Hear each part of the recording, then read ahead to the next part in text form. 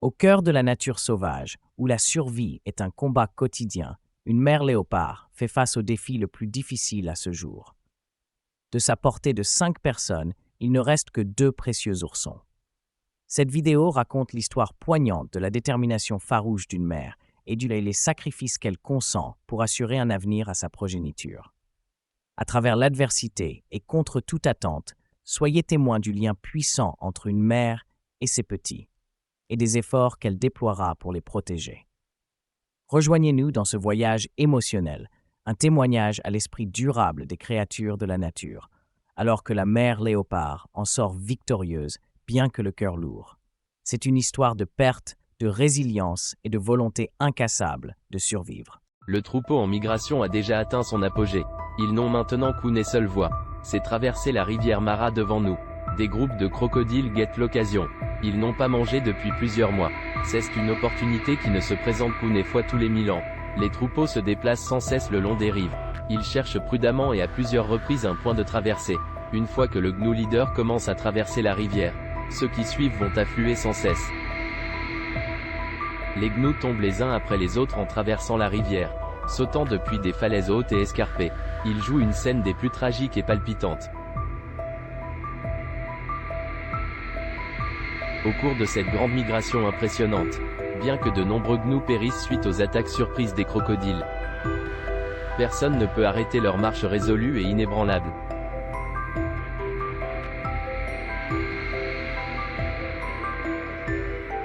Et par rapport aux gnous tués par les crocodiles, il y en a davantage. En réalité, ils meurent piétinés par leurs compagnons.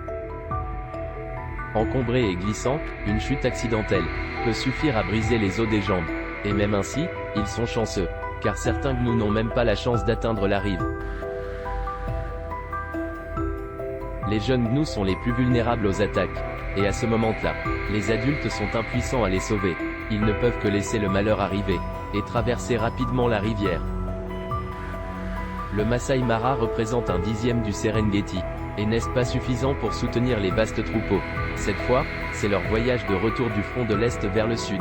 Les 2 frères guépards vivant dans l'extrême sud du Serengeti attendent avec impatience depuis longtemps, mais il n'est encore que septembre, et il reste près de 6 mois avant l'arrivée des troupeaux migrateurs. Persistance des conditions de sécheresse est également une période difficile pour les autres carnivores. La concurrence devient également de plus en plus forte. Un autre groupe de guépards est également arrivé sur cette terre.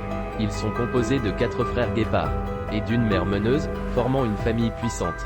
Les 2 frères guépards qui occupaient ce territoire font face au plus grand défi de leurs 8 années d'existence.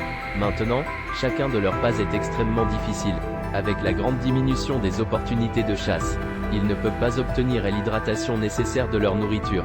Une flaque d'eau qui n'a pas encore séché est devenue une ressource extrêmement précieuse. Il est clairement impossible de s'attendre à ce que les lions partagent avec eux. Ils ont finalement trouvé un étang inutilisé, mais à cause de l'expansion de la sécheresse, l'eau ici n'est plus potable.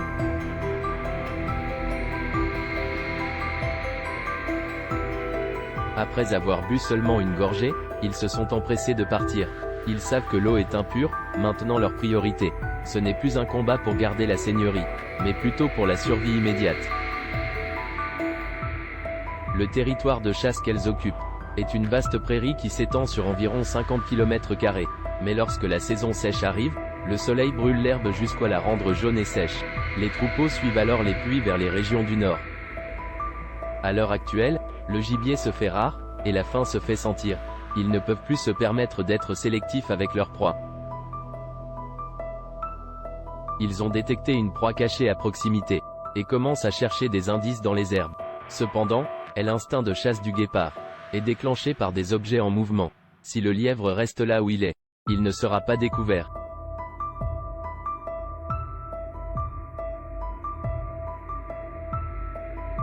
Le lièvre semblait sur le point d'échapper au danger. Cependant, juste au moment où les 2 guépards allaient quitter les lieux, un léger mouvement du lièvre l'a trahi. Il a été repéré par l'une des guépards. Le lièvre court et réagit très rapidement, mais face aux prédateurs terrestres plus rapides et les plus rapides, ses chances de s'échapper sont presque nulles.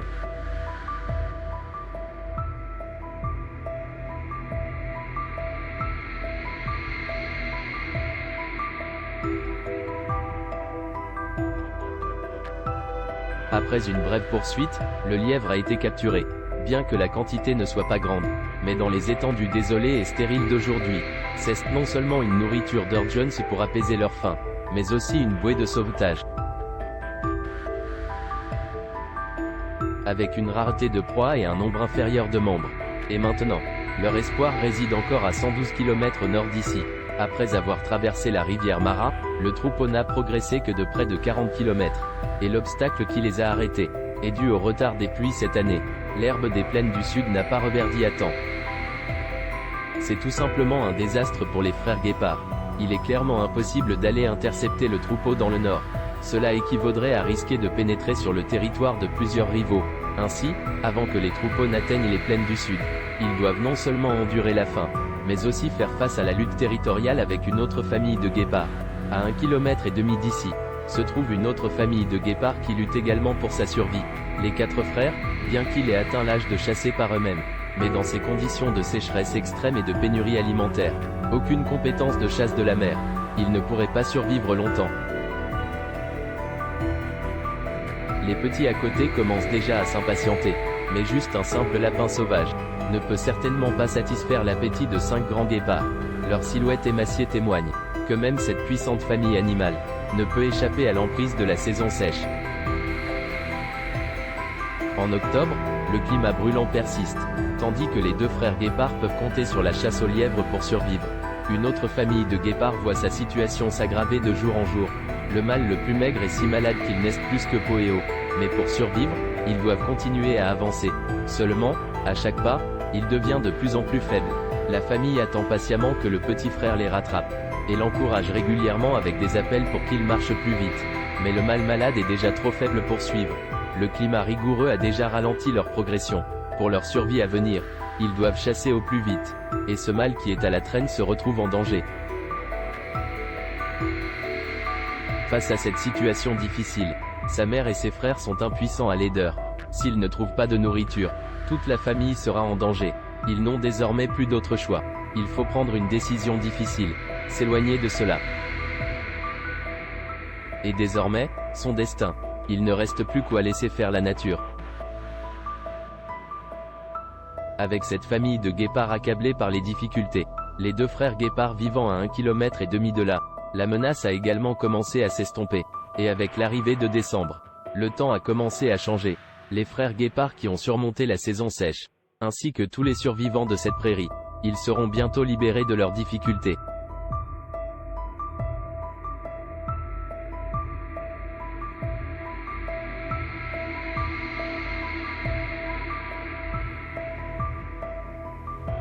De grosses gouttes de pluie tombent du ciel, humidifiant la terre desséchée.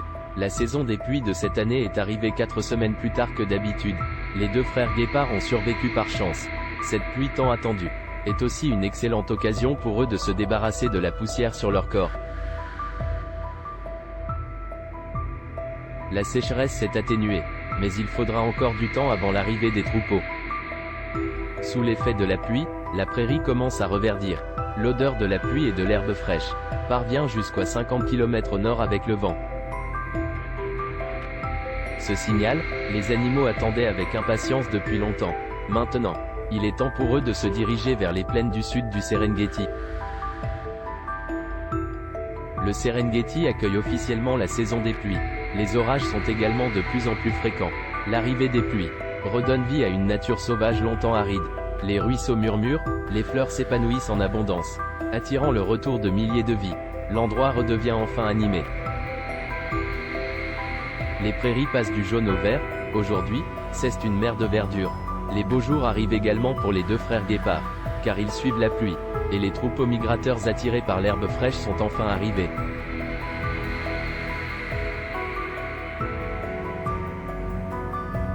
Plus d'1 million de gnous, plus de 200 000 zèbres, ainsi que 500 000 gazelles, sont tous arrivés pour brouter sur ces terres. Aujourd'hui, l'environnement ici a complètement changé. Nous sommes maintenant entrés en février. Les 2 frères guépards, qui luttent pour survivre depuis des mois. Les jours difficiles et éprouvants touchent à leur fin.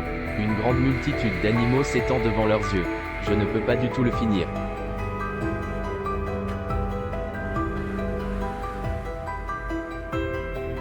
mais ils doivent rester vigilants à tout moment, apparaissant avec les troupeaux. Il y a aussi des prédateurs bien plus puissants. Les lions et les hyènes ont également pris position. Si les frères guépards sont repérés par eux, ils seront certainement chassés. Et parmi eux, la compétition ne cesse jamais arrêtée.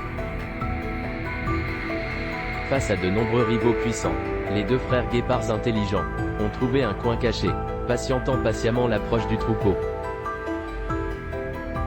Et comme ils ne sont pas assez forts, ils doivent être encore plus patients pour choisir la proie appropriée à chasser. Les gnous aux cornes pointues et les zèbres adultes dont les coups de pied peuvent être mortels. Ce n'était visiblement pas le meilleur choix. Heureusement, les frères guépards étaient très patients et expérimentés. Ils ont continué leur recherche de proie. Pendant ce processus, ils agissaient de concert, s'approchant discrètement, avançant prudemment.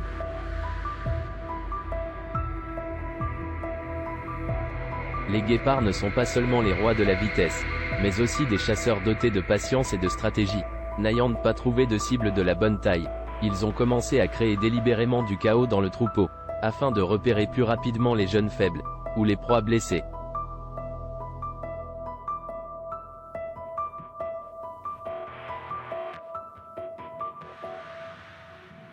Au milieu du troupeau en panique, un jeune gazelle est devenu la première cible d'attaque. Pour le guépard, c'était un repas très copieux, qui valait la peine de tenter.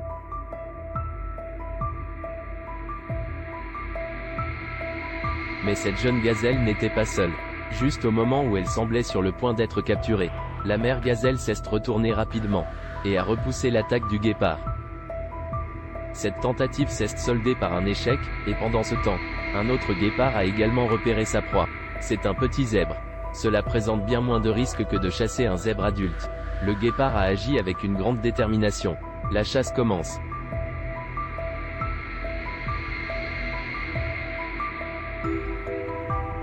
Le troupeau de zèbres, paniqué, cesse dispersé en désordre.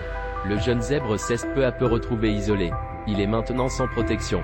Après avoir esquivé un coup de pied circulaire, le guépard a continué à attaquer sa cible.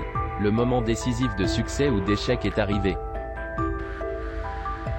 Mais le zèbre était trop fort. Le guépard a tenté à plusieurs reprises sans succès. Juste à ce moment critique qui déciderait de l'ichou, alors qu'il avait désespérément besoin d'aide, son partenaire est arrivé juste à temps.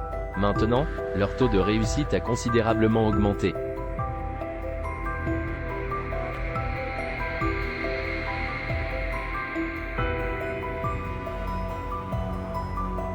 Sous l'assaut conjoint de deux guépards robustes, le petit zèbre ne pouvait plus résister.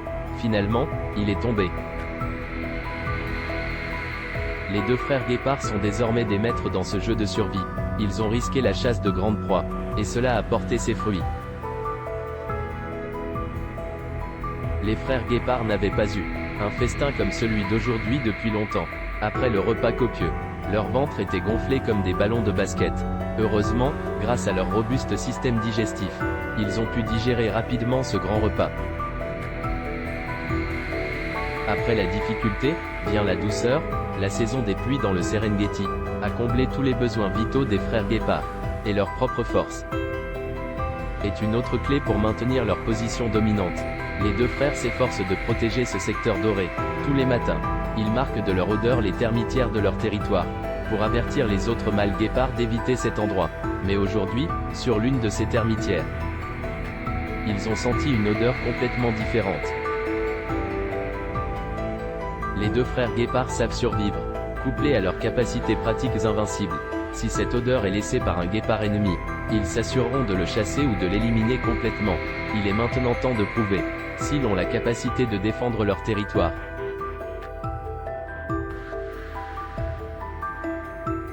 Face à cet intrus audacieux, la stratégie des frères guépards est claire. Ils se sont positionnés et ont attaqué l'autre avec force. À tout moment, défendre leur territoire est leur priorité absolue.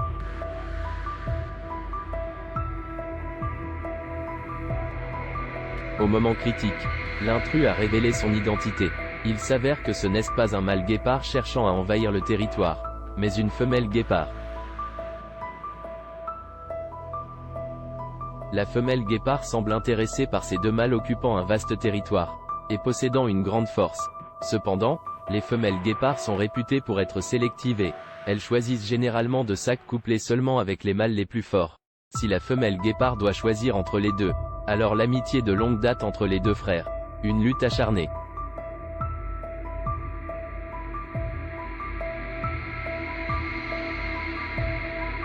Heureusement, l'alliance des frères guépards présente un avantage notable, afin d'augmenter le taux de réussite de la reproduction. Lorsqu'une femelle guépard en chaleur apparaît sur leur territoire, les deux frères peuvent ensemble courtiser la femelle, et perpétuer leur lignée. Ainsi, il n'y aura pas de confrontation avec un rival amoureux, une lutte acharnée jusqu'à la mort. Grâce à leur force impressionnante, leur travail d'équipe et leurs efforts, ils ont obtenu tout ce qu'ils possèdent aujourd'hui. Dans le passé, ils ont survécu aux épreuves sévères de la sécheresse et de la pénurie alimentaire, et avec la population croissante autour des plaines. À l'avenir, ils feront face à de nombreux défis inconnus. Aujourd'hui, une nouvelle génération a commencé à fouler les plaines. C'est ainsi qu'ils vivent dans ce monde animal rempli de dangers et de compétition, tout en étant parsemé d'opportunités et de défis. Le témoignage le plus réussi. La prochaine partie raconte la vie au Botswana. La lionne légendaire du delta de l'Okavango, à tout prix, pour les 10 oursons de la troupe, et dévouer tous ceux qui l'ont, jusqu'à devenir le groupe de lions le plus puissant de la région.